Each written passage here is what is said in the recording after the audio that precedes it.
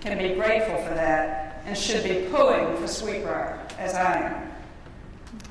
Nancy is uncomfortable, as you can probably tell, when anyone compares Holland's situations to Sweetbriar's, because she is a nicer person by far than I am. And because she is so darn empathetic and humble. But she can't deny that she was president when Holland's retired all of its debt, tightened its belt, and knocked the lights out fundraising, thus lifting our endowment, which only happened because she is a leader who has superhuman skills when it comes to inspiring and motivating our alumni, and because she is by nature a total skinflint and has probably got the smallest travel and entertainment budget of any college president. Her work ethic is awesome. She works 24/7, does not sleep, has never, that I know of, watched 10 minutes of television, and has, in my experience, no negative thoughts, and has never met a single person who she could not find something nice to say about it. She is a great communicator who speaks passionately in complete sentences without a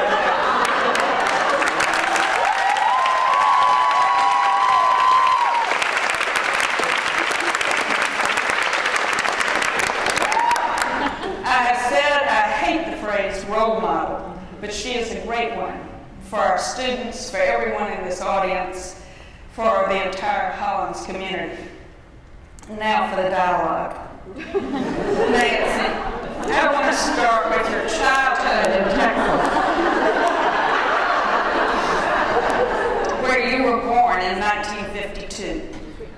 And specifically, I'd like to know what there is in your background, something about your parents, perhaps, that led to this amazing work ethic. First, let me tell you what she did to me. When was I here? April, maybe? I said, Wyndham, should we talk about this thing we're doing at reunion? And she very simply said, that's for me to know. I only agree if you didn't know anything. All right, back to Wyndham's question. And can we just have a round of applause for her?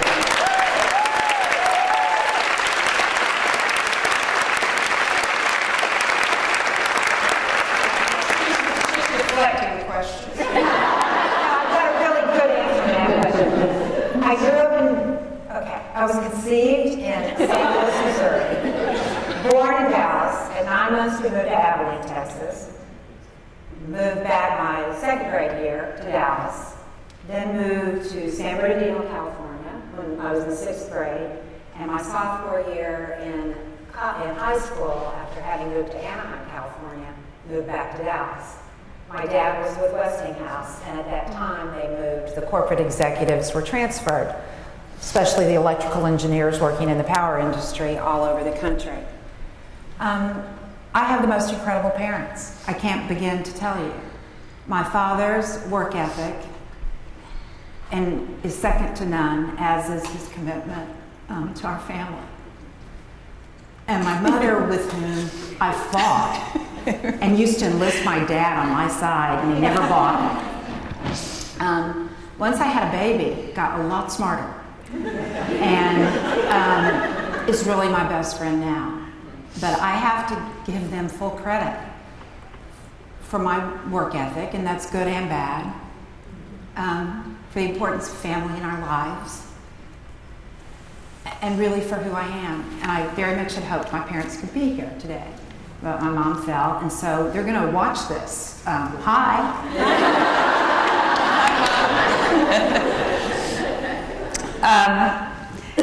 You went to Vanderbilt. You graduated in 1973, and then you taught at Highland Park High School in Dallas for 2 years. And if I read the CV right, those 2 years you were also getting your master's degree from North Texas State University. Did you have a plan at that point? And what was your plan?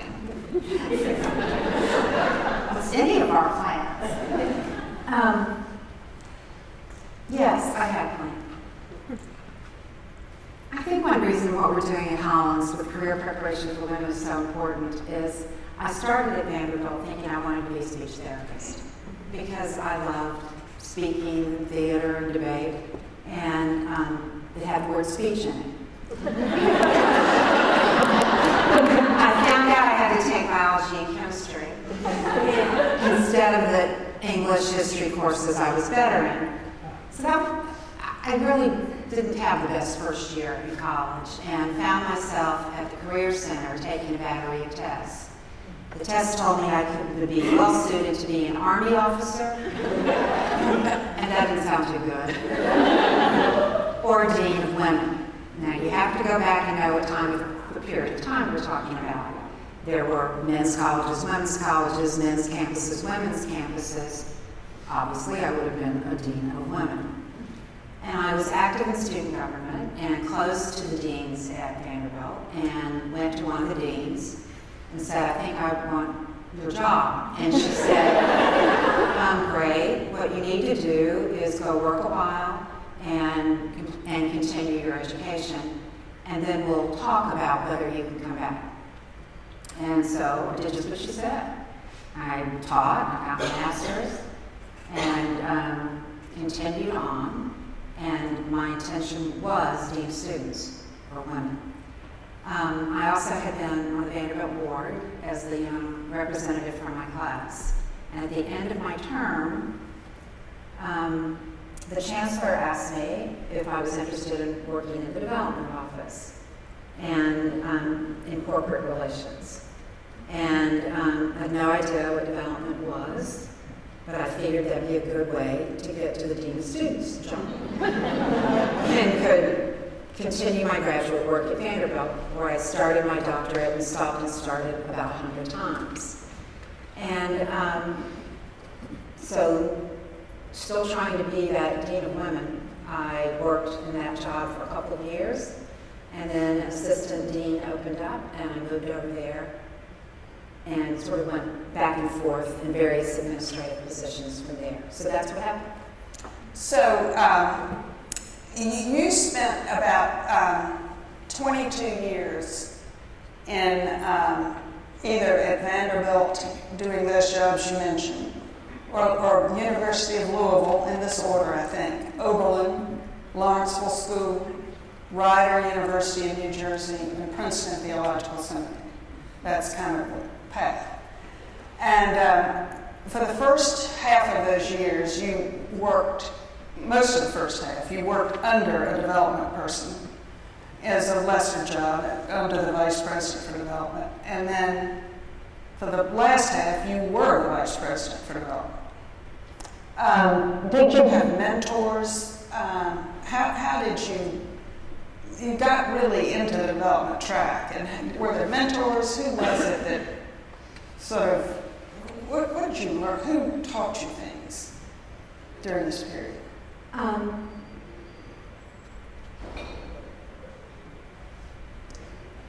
My mentors were primarily men. And again, I was working in a different era and in a field at that time that had more men than women. It's changed dramatically. Alexander Hurd, who was chancellor of Vanderbilt, taught me really everything I know about higher education generally and about education. So Alexander Hurd first. I worked as vice president with two extraordinary men, Tom Gillespie at Princeton Seminary and Bart Luedeke at Rider, and learned some interesting things from Joe Starr at Oberlin as well, and age played a role. But my husband, David Madison, probably taught me more than anything.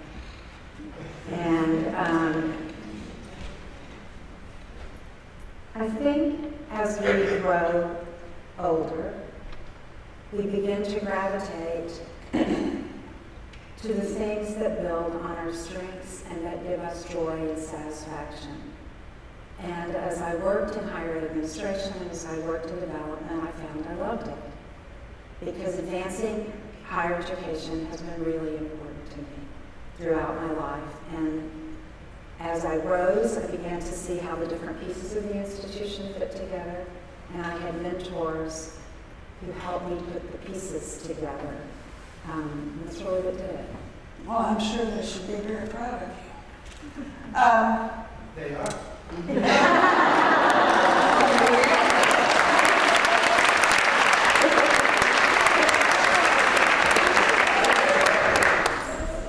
Before we leave that subject, there's so many people in this room who are fundraisers and a lot of people who are not because they think it's too hard or something that just doesn't appeal. I think we could learn a lot from you. And I wonder if you would just tell us 4 things that would help make us all better fundraisers. Let me start by saying the most extraordinary fundraiser is Wyndham Robinson.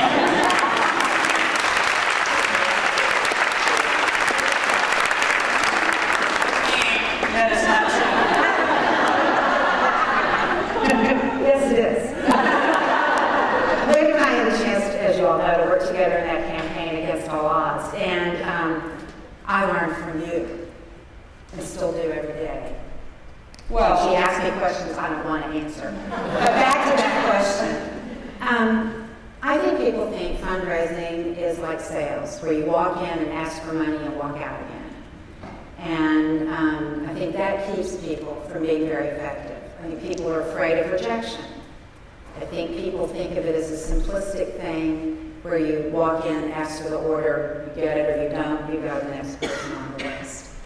It's just not been what fundraising is. Fundraising is about advancing the mission of an institution. It's about having the resources for that institution to become a better place and to accomplish whatever goal it is at the time. Fundraising is about building relationships, and relationships are messy. They're intricate, they're deep. It's about discovering what is a prospective donor's interest and passion. And if you can begin to understand that, then you really are just a matchmaker, trying to match that person's interests and motivations and values with an institutional need. And then you create an opportunity for that person to help or not. I really see us as the place where an individual or a family's interest and the institution's interest can come together. And if we do it well, somebody who's grateful to going to Hollins because that person had a scholarship that made all the difference might be a great prospective donor to a scholarship. Somebody whose life has been science perhaps was interested in Dana. It's about trying to find where those link in significant ways. And then it's about saying thank you. And for women, it's about engagement. Women give. Mary Beth had this right. We work in circles. We're collaborative. We like to do things together. Look what our 25th reunion class did with the committee that got together. So for women, they need to be engaged with each other and with the institution in addition to that, if they're going to make the kinds of gifts that really make a difference. And finally, just no's got to be the answer sometimes. It's not the right time in a person's life, the person has other commitments, the person's not interested in that project. It's okay. You're building a relationship for the long term. That's what I think about fundraising. So who taught you to take notes when you're talking to people? And Linda, it's because my memory's not very good. Well, your follow-through is very good. Well, it's important. If a person's going to invest in Hollins, and I say I'll send them something, I need to send it. If they have a question I can't answer it, I need to answer it. So for me, taking notes has been a way for me to keep up with that kind of follow-up.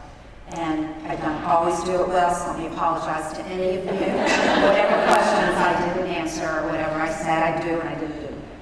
Well, one thing that Nancy does, and maybe everybody does this, but I had never worked with anybody who did this, is that after we would go on a call together, Nancy would send me kind of description of what the call was like and what the person's interests were and what their concerns were. And then something at the bottom, next steps. Find out answer to such and such a question. Call back when next in Paducah.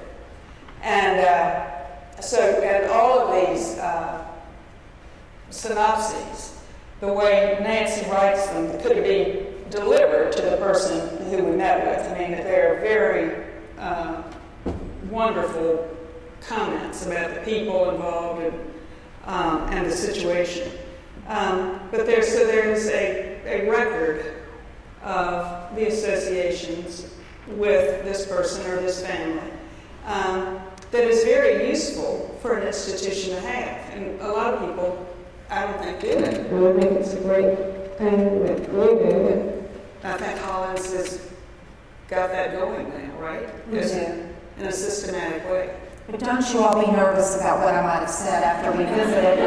Sometimes it's really short. So it's supposed to a lovely party on a beautiful evening. Right, thank you note. So, but it's important so that our follow-up The thank you note is good. very important, and that is a key thing, I think. And you write thank you notes for things that people don't even do, as far as I'm concerned.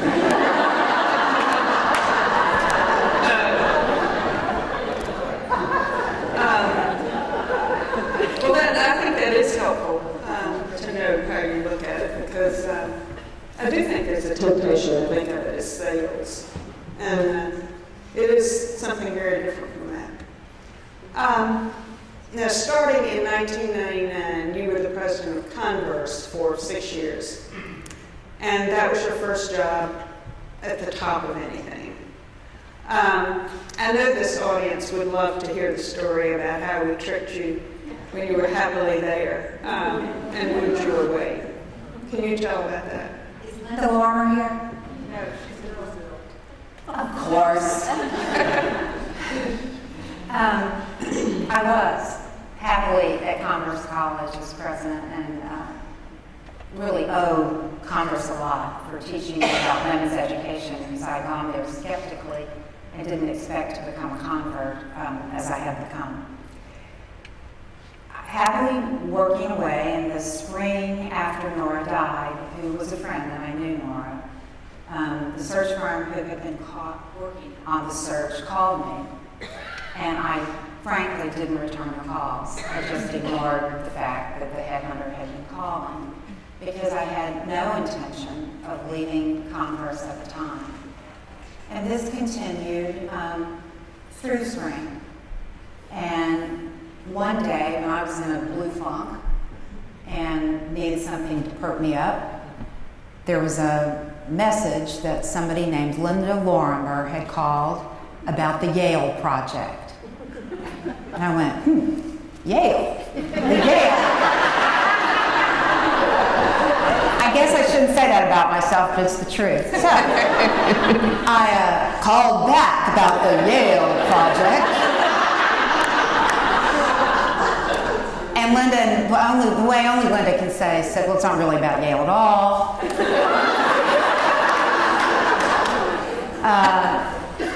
But Linda's smart. She said, what it is we want you, and Beth Bergen's here. Beth, if I say anything wrong, just correct me. Because Beth was on the search committee. Cecilia, are you here? Cecilia was on it too. Anybody else on that search committee? So both of you correct me. The next thing was, well, you come be the search consultant for this committee. Once again, I'm like, oh, okay. I'll do that. And one thing led to another. I met with the committee. I had dinner with the committee. Brooke Dixon's husband showed me around like I was a prospective student, because I did this only with the understanding that no one from Converse could know I was here. And that's one conversation led to another, and that's how I got here. I'm really glad I did.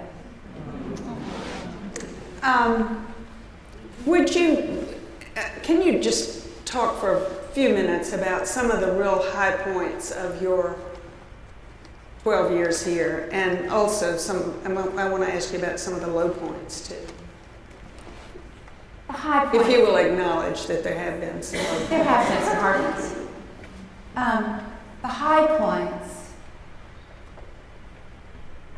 very frankly right now, is Wyndham Robertson, and it's so many of you, and I could go name by name by name in this room right now. I've never worked with such an interesting, talented group of people who are so committed to their alma mater. It is inspiring. I've learned from you, I've grown from you, I've stretched.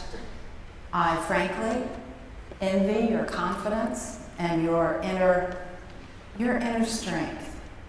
I see it played out in just so many ways. And the same is true for our students. I often meet them in high school, and I see them grow in leaps and bounds. I've been around higher education my whole life, and I see more growth taking place. And because I've been here so long, I didn't get to see them as young alumni. It just keeps going. And watching these lives unfold and the way they do for Hollins graduates is extraordinary. That really has been the greatest joy for me. We've also had lots of goals. Tom Barron was chair of our board of trustees. He often would say, work the plan, work the plan. And we've worked 2 strategic plans and worked them hard. And after we had a sense of where we thought we needed to go as a campus and with the board, we had action plans and we worked to get them done. Whether it was renovating a building, building a building, starting a new program, or raising the money to accomplish that. And the successful accomplishment of those, whether it's the fact that any student can study abroad regardless of their financial circumstances now, what's happening with the signature internships, C3, career mentoring for students, what's happened with some of the new academic programs, and I think there's more opportunity for others, including the honors programs, some of the new master's programs, some of the new small programs in musical theater and data analytics have been exciting to see unfold, along with the whole alumni engagement initiative that Judy has led so ably and working closely with many of you. So those, I think, for me, are some of the highlights, along with any opportunity to interact with students, preferably students, not their parents. Not the parents' council, but, and traditions at Hollins. I sound like a student. I just enjoyed every one of them as much as they have. So, not that I'm really going to miss climbing Tinker Mountain. The spirit of the day. The low points have sort of fall for me into 2 categories. One has been the deaths of some faculty members while I've been here. And I can tell you almost blow by blow what happened on the days when we've lost some beloved faculty members. I think one of the very hardest was losing Karen Diefendorfer this spring. Karen was on FEC, Karen was teaching in our honors program, Karen was the University Marshal. She and I were talking about what could be. I sat across from her at a dinner before science seminar, and she died 2 weeks later as her breast cancer very rapidly had metastasized to her liver. And she was in the hospital every day getting worse when her husband called and said there was a particular award that would be really meaningful to her if I could come present it. He said, and come fast. So our Vice President of Academic Affairs and I jumped in the car, ran down there. We called 2 or 3 people to get official blessing to do this, presented the award to her, and she died 3 hours later.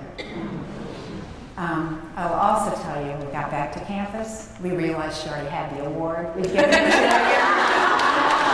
The other really tough spot for me, and it was really hard, was following what happened at the University of Missouri and the racial tension, the Black Lives Movement. that has developed over the last couple of years. From the very beginning at Hollins, I was very committed to being sure this was an inclusive place where every student, regardless of her background, the color of her skin, her religion, her politics, felt welcome, felt respected. I lived through the 60s, I'd seen a lot. I thought I was there. I wasn't there in the way I needed to be. And where I thought I was delivering the right message one Founders Day, and when you look at the face of the words, many of you would think it was okay. It wasn't okay. And I learned from that experience, and I learned from doing a lot of reading, a lot of soul-searching, a lot of speaking with students. I just need to do a shout out to Cynthia Hale, who was with me and walked this walk with me at some key moments that were really hard. And out of that, though, even though it was really hard, I think we're doing some great things now. They're not perfect. Cynthia pointed out an error this week. But we're doing some great things. Idella Glenn's our new special advisor, talked about some of that this morning. And we're working, I learned the importance of this from Cynthia. You've got to develop your individual and your institutional capacity to listen deeply, because you look at things differently. If you're the only woman in the room, if you're the only black woman in the room, if you're the only gay woman in the room, if you're the only 60-year-old in a class of 18-year-olds, your perspective is different. And we have to not just do unto others as we would want them to do unto us, but sometimes we have to get in their shoes, try to understand how they see the world and want to be treated. So we're trying to do that with our students in sustained dialogue. We're recognizing the contributions of the enslaved people. We will do something, or my successor will do something to do that. The faculty and student committees working on that. We're going to really work hard to recruit a more diverse workforce. So we're working on it. We will make mistakes, tell us when we do. But I think we're going in the right direction. Let's talk about the future of Hollins and small public liberal arts colleges who are threatened. The very survival of small liberal arts colleges is threatened by a lot of things that are going on in our society. And I wondered would you just describe the competitive situation today as you see it for students? Thank you, Wyndham. And Wyndham's right. We're in a tough world right now. We know we're in a tough world when we look at what's happening in this country, but its impact on higher education includes technological changes that are requiring us to learn how to teach and learn differently. We're now competing with online courses. We debate internally what's our role. We've concluded it's probably not that at the undergraduate level, but we've got to step up how we teach, because it's changed because of technology, and there probably are some opportunities for distance learning at the graduate level. We're going to have to be bold enough to explore. It's changed because our student population is changing. It's increasingly diverse. It is much more mixed from a socioeconomic perspective, really, than when any of you were in school, as that follows the economic changes, the concentration of wealth in a few, a growing group of people living below the poverty line, and a shrinking middle class. It is also a challenge because we are facing public scrutiny that higher ed hasn't faced before, where people are questioning the value of higher education and the return on investment as they see people getting good jobs without college educations. And they want to be sure that if they invest, there'll be a payback at the end of the day. We're getting public scrutiny that relates to accountability, to outcomes, to Title IX. And perhaps the biggest challenge, I think, that is facing many of us is the question of who's going to pay for higher education.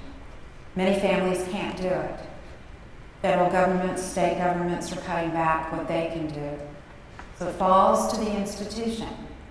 We're also in a situation, in part because of what higher education has done and the public policy that's in place, in which families, even if they're affluent, expect scholarships. Or they're so pleased when the bright child, the bright grandchild gets a scholarship for $16,000. We are in a real conundrum right now. Either we're going to really need to build our endowments so we have endowed money to help some of these families as well as provide merit. We're going to have to deal with reducing our sticker price. At Hollins, our sticker price is over $50,000. Very few, if any, are paying $50,000. So it gets very confusing because you see the sticker price, and then so-and-so gets merit scholarships, others get merit and need, still others don't get merit but get need, but they all end up with some kind of scholarship, perhaps a combination, or most of them do, of federal and state money as well as Hollins. And either we need to reduce the price without the aid to what it's really costing without aid, or we're going to have to find ways to make it possible for education for students to be accessible. But there's and affordable. people have tried that, and we don't know that it's worked anywhere. It's not, because, and I think the I mean, cost, try the to cost reduce the reset, sticker price. the reset's not worked. That's one reason we're not going in that direction, Linda. But we're going to have to do something, even communicate better about the scholarship, so help me spread that word. It's a challenge. Another challenge is the competition we're facing from publics. When I grew up, some of the land-grant institutions were great for some students, especially if they were going to engineering school or their families couldn't afford a private institution. It's very different now. A few years ago, Ed Ayers, who was then president of the University of Richmond and had been at UVA, did a study comparing the average family income of families enrolled in the privates in Virginia to UVA. And the UVA family average income was much higher than the average of the Virginia privates. So we have become the group that's really making higher education accessible. So it's a complex problem, but we're going to have to work that problem as an institution ourselves and as an industry in higher education. I was telling Bethany that Arthur Sulzberger, the publisher of the New York Times, was in Chapel Hill, and he was speaking about the rapid pace of innovation and change and how it is obviously making his life very difficult at the New York Times and making it hard to have the same kind of profitability and success they'd had in the past. And he said that people have done studies of change-resistant institutions, and the newsroom is high up there. The military is high up there. And I can't remember whether he mentioned universities, though he might have. He said that these places that are mission-driven are these places that are resistant to change tend to be mission-driven, and the resistance to change can almost be a fatal characteristic. And so, do you see evidence, say at Hollins, that in the old days when I was on the board, I am myself very resistant to change, so I'm not saying this is a terrible thing, but I'm saying that at some point people have to be innovative, experimental, much more so than universities have been in the past, or small colleges certainly, in order to make it. Do you see anything loosening up here? I think you're spot on. People think colleges and universities are the most liberal places they've ever seen. And we're really very conservative if you interpret conservative as resistant to change. I personally am resistant to change. It's hard. I hate change. And I think it's very hard for institutions. I've never heard that it was the mission-driven institutions, but it makes perfect sense. And with the tenured faculty who are hired because they're very good at what they do, which is teaching and scholarship, it's hard to get that group of strong individuals who are trained to be critics, thinking creatively and innovatively about new programs. That's not what they were trained to do. But we're in a world right now that we've got to be nimble.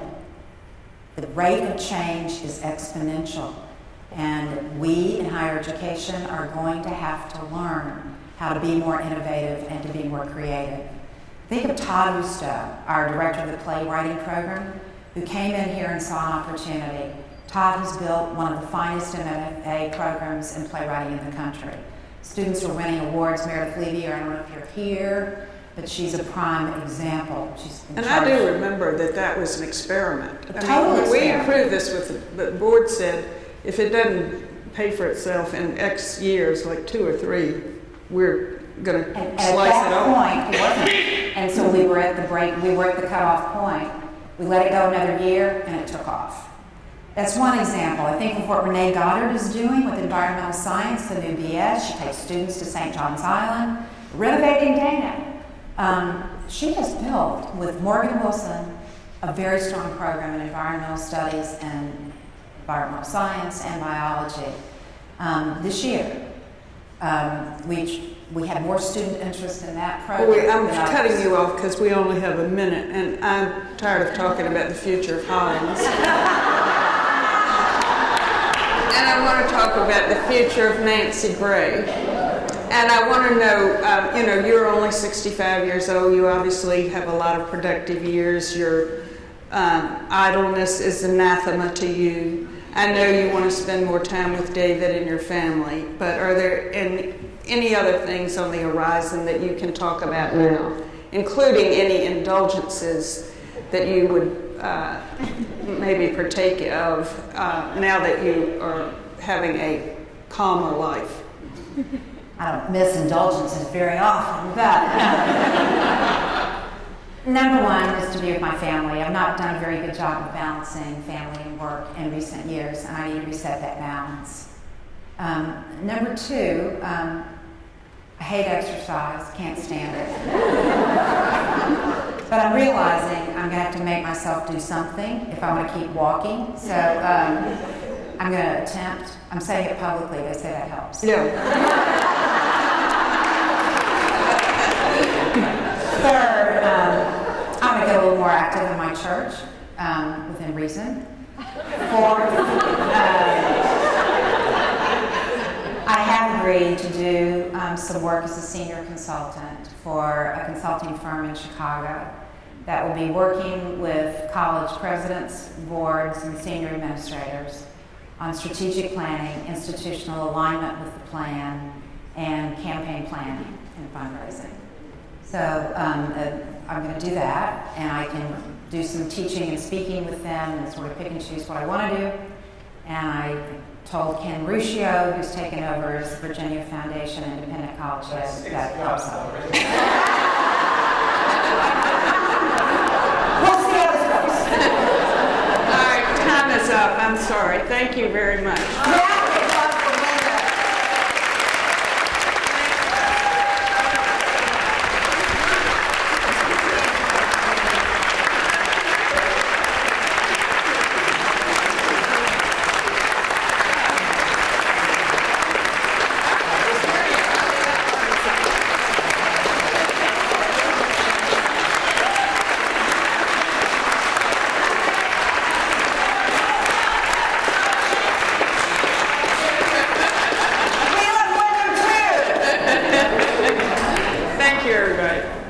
Thank you, Wyndham and Nancy. There's a student panel that starts in 2:45, and it's at the Visual Arts Center in room 119, so hope you all will attend that.